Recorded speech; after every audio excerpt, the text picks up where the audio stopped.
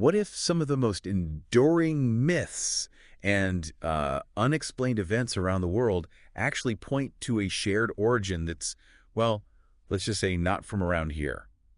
That's a compelling question. Yeah, Yeah, it really takes us into some truly fascinating territory. absolutely. So today, we're embarking on a deep dive, looking into this really intriguing possibility of extraterrestrial influence on Earth. Mm-hmm.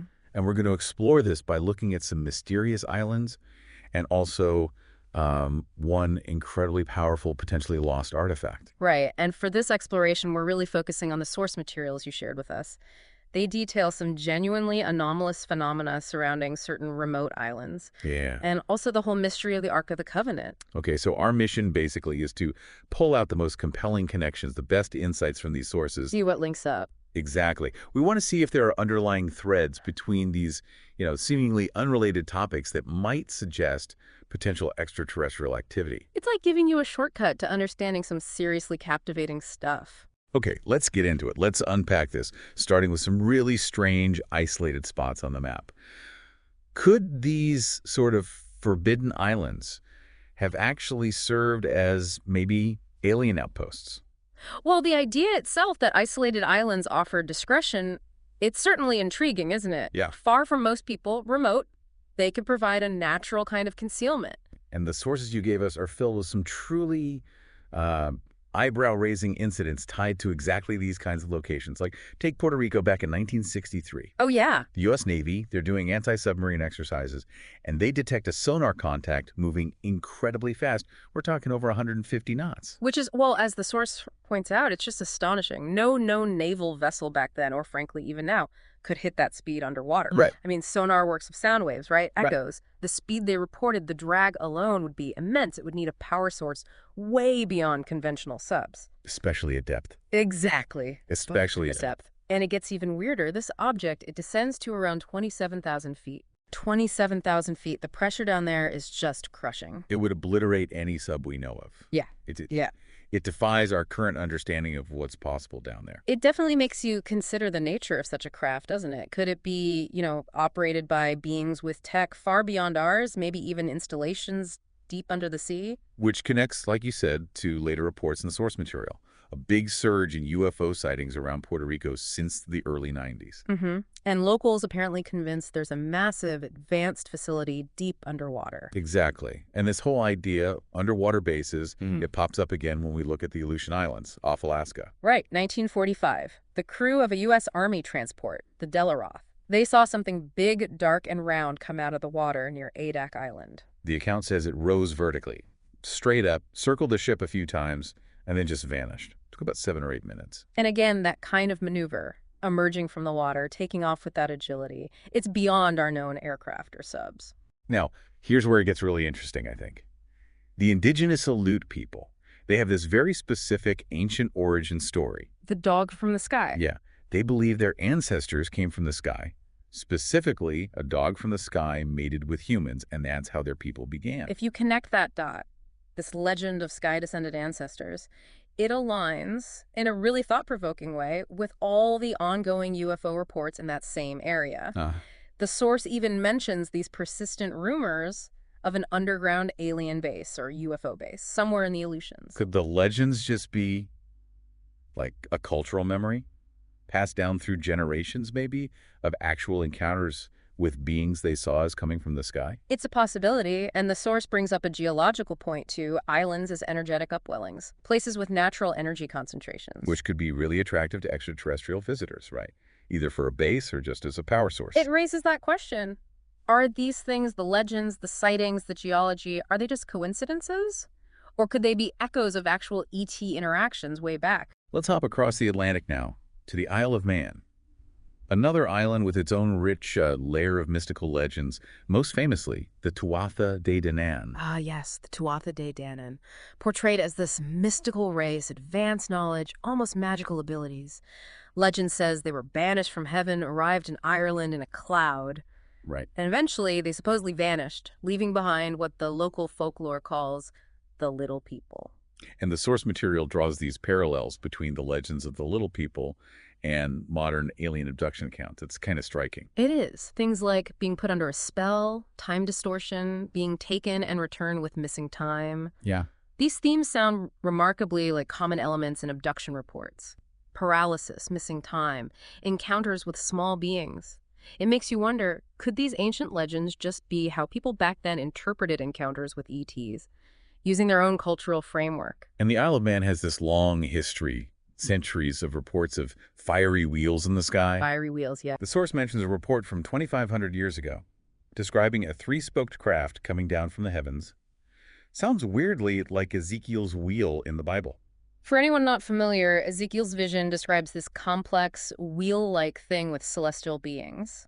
Some ancient astronaut theorists think it wasn't divine, but maybe an alien ship. So, this potential link between the Isle of Man sightings and Ezekiel. It's interesting. It suggests these fiery wheels weren't maybe isolated incidents, but recurring ET visits across different places throughout history.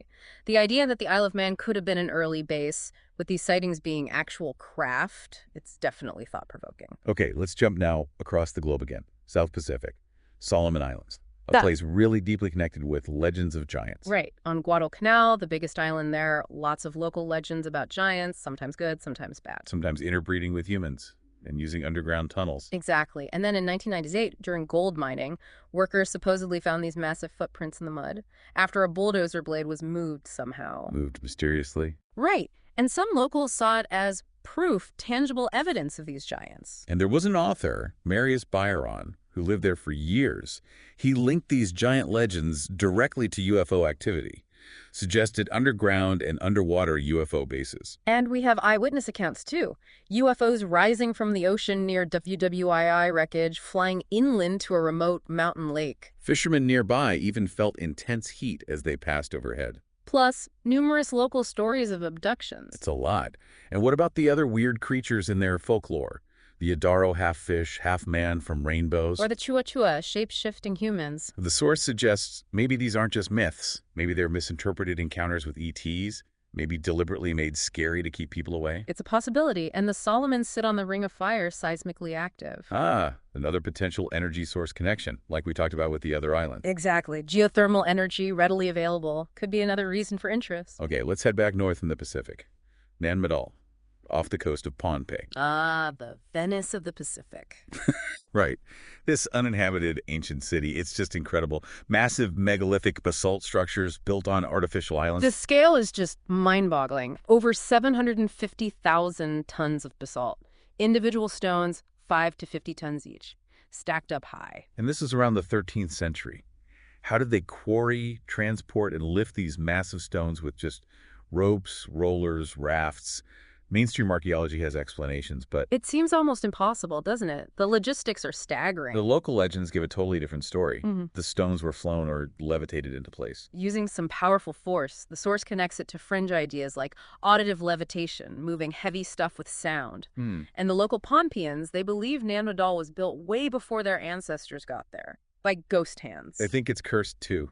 There's Yeah. that story about Governor Berg meeting a mysterious end after exploring the ruins. Adds to the whole aura. And maybe the most intriguing bit, this local belief in a second underwater city beneath Nan Madol, a city of the gods.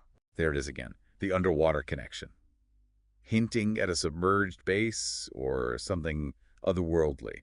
This recurring theme, submerged structures, legends, it definitely adds weight to the speculation about ETs, a link between land and underwater activity, perhaps. Okay, finally, in this island tour, let's talk about vanishing islands.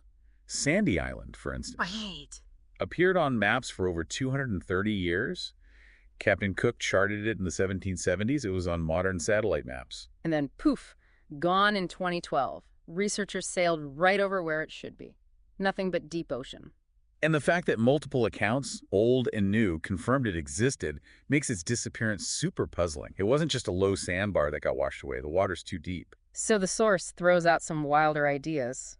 Maybe natural phenomena we don't get, maybe alien cloaking tech, bending light. Or maybe the island itself was temporary, some kind of alien device. It ties into those old myths of disappearing islands, like Antilia, phantom islands that just appear and vanish. Blurs the line between folklore and maybe something real, doesn't it? Yeah. Then there's High Brazil, the Phantom Island off Ireland. Supposedly appears only once every 7 years, but you can never reach it. It was on maps as early as 1325. Sightings reported up to 1872. Stories of explorers bringing back silver, gold, Yeah. seeing giant black rabbits, glowing people. Weird stuff. And Irish lore connects High Brazil to where their gods came from, an advanced civilization. The idea it still exists, submerged, popping up now and then. It's captivating. And the source suggests maybe High Brazil is a submerged, high-tech alien base. So you put it all together, these strange events, ancient legends, vanishing lands, all clustered around these remote islands. It definitely suggests these places might hold secrets beyond our current science. It makes you consider it. Less conventional explanation. It really does. Okay, so we've explored some seriously weird islands. Now let's shift gears. Let's dive into another potentially huge piece of evidence for ancient ET contact, the Ark of the Covenant. Ah, the Ark. Regardless of personal belief, it's captured imaginations for millennia. Absolutely. Just to recap for anyone unfamiliar, sacred chest from the Hebrew Bible held the Ten Commandments tablets. And it represented God's throne on earth, a focal point of divine presence. But the instructions God gave Moses for building it, they were incredibly precise. Exact dimensions, gold, acacia wood, the cherubim on top, how to carry with poles. It does make you ask, why would a purely spiritual being need such detailed specs for a physical object? Good question.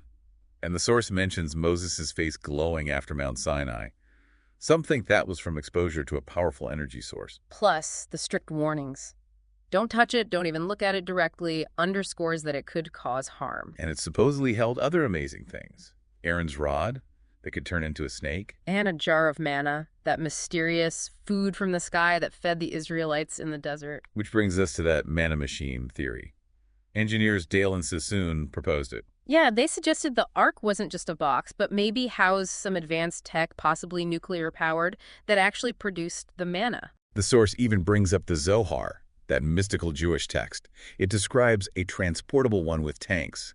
Could that be a mistranslation referring to something ancient but technical? Why use words like transportable or tanks in a purely spiritual context? It does hint at something more tangible, maybe even mechanical. And the destructive power attributed to the Ark in the Bible. It's just extraordinary. The Jordan River parting when they carried the Ark through. The walls of Jericho crumbling after they marched around blowing trumpets suggests some powerful, unexplained force. That Jericho story, walls of stone falling from marching in trumpets, the source draws that parallel to sonic booms from modern jets, suggesting maybe a similar but way more powerful sonic force destroyed Jericho. Plausible? Maybe. Then you have the Philistines capturing the Ark. Plagues break out. Their Dagon statue falls over. And the people in Beth Shemesh who looked inside it died. Like that "don't look" scene the source mentions from Raiders of the Lost Ark. Classic. And don't forget Aaron's sons, consumed by beams of fire from the Ark.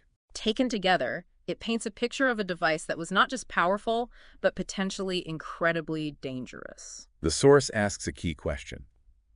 If it was purely divine, why so destructive? The idea that it might have been advanced tech, maybe even a weapon like a nuke, in the hands of people who didn't fully grasp it, that's a sobering thought. But it wasn't just about destruction. It was also supposedly for communication with God. Right. Only the high priest, Aaron, and his successors could approach it. Strict rules, special protective clothes. And that rope tied to their leg, just in case they needed to be pulled out, presumably. The idea is God's presence was between the cherubim on the lid, the mercy seat. But the theory that the Ark worked like an electrical capacitor with the cherubim as terminals, that's a fascinating physics-based interpretation. A capacitor just stores electrical energy. And the descriptions of God's presence, smoke, fire, bright light, crackling sound, they could sound like electrical discharge or something similar, couldn't they? They could. And then there's the breastplate of judgment, worn by the high priest, adorned with 12 gemstones. During these communications. Exactly. And the Talmudic accounts describe pulsating sounds from above the cherubim that made the gemstones light up in a specific sequence. The source calls it like extraterrestrial Morse code. Which suggests a structured, coded communication, not just, a spiritual feeling. Okay, so the big enduring mystery. Where did the Ark go? It just vanishes from history after Solomon's Temple, around 955 BC. And the source dives into several really intriguing theories about its fate. Right. One is it went to Japan with lost tribes of Israel, Mount Tsurugi, similarities in Shinto rituals. And that Japanese historian whose excavations got banned there adds a little mystery. Other ideas. Mm. hidden under the Temple Mount in Jerusalem by priests before the Babylonians came. Or maybe taken by the Knights Templar, potential hiding spots like Chartres Cathedral, Rennes Chateau. The Nazis were apparently looking for it too. And then there's Ethiopia. The claim it's in the Church of St. Mary of Zion in Axum. Guarded by one monk who thinks the Ark's power, this thing of fire, is making him sick. And there was an ancient Jewish population in Ethiopia. Makes it slightly more plausible, maybe. The source also mentions the idea there might have been 2 arks. Which could explain all the different stories and locations. But could it ever reappear? The source talks about that secret Israeli tunnel under the Dome of the Rock in 81, led by Rabbi Yehudi Getz, specifically looking for the Ark. Shows the belief is still strong that it might be there. And then there's that reported UFO sighting over the Dome of the Rock in 2011. Yeah, ball of light, pulsating energy. And the source connects that to an old prophecy in Zechariah, foretells an earthquake in Jerusalem from sonic vibrations underground, heralding the Ark's return and the Messiah. So was that UFO maybe an ET involved in reactivating or finding the Ark? It's definitely a provocative thought, links ancient prophecy and modern UFOs. And if the Ark was found and we understood what it really is, the implications would be huge. Transformative, maybe, could even lead to contact with whoever made it. But the source rightly points out the potential dangers, given our history with powerful tech and war. Are we ready for something like that? The knowledge it might bring. That's a crucial point. Finding the Ark would force us to confront our past, our understanding of ancient history, but also our future, our place in the cosmos. Yeah, a massive undertaking. So, wrapping up this deep dive, Hmm. we've looked at some really remarkable stuff, these recurring patterns around remote islands, the incredible powers linked to the Ark of the Covenant. And what's really insightful, I think, is how these subjects, which seem so different, both drop these intriguing hints about possible ancient ET interaction. Right. The persistent legends, the sightings that just defy easy explanation, the sheer unlikelihood of some of these feats. They create these surprising connections. You really do start seeing these echoes across cultures and time. Myths of sky gods mirroring modern UFOs, magical artifacts that might just be super advanced tech. It really makes you rethink what we think we know about our own history. Which leaves us with a final, pretty compelling question for you, the listener, to think about. Based on everything we've explored today, what do you feel is the most plausible explanation for all these mysteries? Are they just isolated natural events? Yeah. Misinterpretations?